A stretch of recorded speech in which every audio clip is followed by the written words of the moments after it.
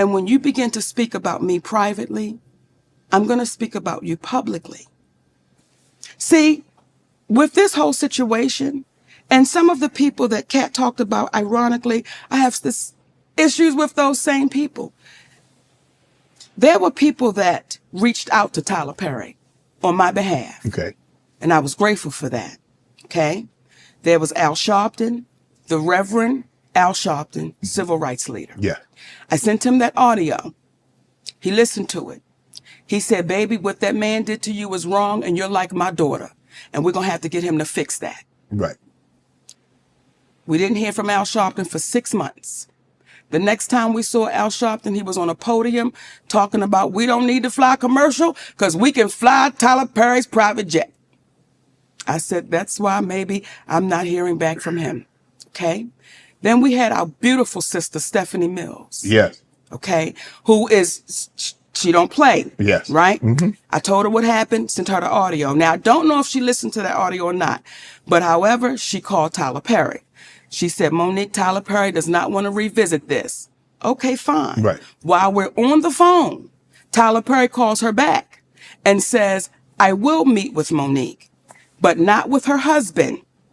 Now, you ready for this? Yeah. And then Monique has to apologize publicly to say Oprah and I had nothing to do with messing up her career. But that'd be a lie. Look in the goddamn camera. I thought that was a stage, the way you... Look in the camera. Yes. Because you heard it. Yes. Right? Yes. So when you hear what this man is saying. So I said, Stephanie, tell Tyler Perry, never will I meet with him without my husband. And I owe no apology, so I'm not going to give one. That goes away. Kevin Hart. Now, you know when Cat Williams said gatekeepers? Yes. Kevin Hart, I do his podcast. Yes. And I want y'all to re-listen to the podcast so you can hear it for yourself. When he first comes on, he says, you're like my mother, you're like my aunt, you're like my sister. Okay? Mm-hmm. Then we do the podcast. We speak about the Tyler Perry situation. Oprah Winfrey, he said, I don't really know Oprah, but I'm going to reach out to Tyler. I appreciate that. Kevin kept his word. He reached out to Tyler Perry. Kevin Hart called me back about maybe a week or so later. He said, Mo, I talked to Tyler. He said he don't want to revisit it. He said, but I tell you what, let's move past that, Mo. Let's just move past that and let's just do great things. So whatever That's what Kevin said. I want you to hear me, Kevin Hart. Let's move past that, Mo. Let's do some great things together. Don't even worry about it. Whatever y'all want to do, I will partner with you. I'll executive produce with you. You just let me know what you want to do. Now, let me say that before we go any further, because I want to make sure I give Kevin Hart his proper credit. When my family was up against the wall, Kevin Hart wrote us a check and said, here you go. We're forever grateful for that. When we were able to give it back, we said, brother, we appreciate you with some interest on top, because I don't ever want nobody to think me and my husband. So I want to make sure I put that out there. That brother really helped us out when we needed to be helped out. Then when he came back with, I got you. I didn't ask Kevin Hart to do anything. He said, I'll executive produce. I'll partner with you. I said, good shit, Kevin, because we're in a deal with Endemol. And we're trying to get our talk show back. Mo, whatever it is, I got you. Now, Kevin Hart is one of the biggest entertainers right now in the world, Correct. right? And was then. We got off the phone with Kevin Hart. We called Endemol immediately and said, Kevin Hart said, whatever we want to do, he got us. He's going to partner, executive produce. They was like, oh, this is incredible, because when you put Kevin Hart's name on it, you already know what it is. Correct. 2 weeks go by. We get a call from Endemol.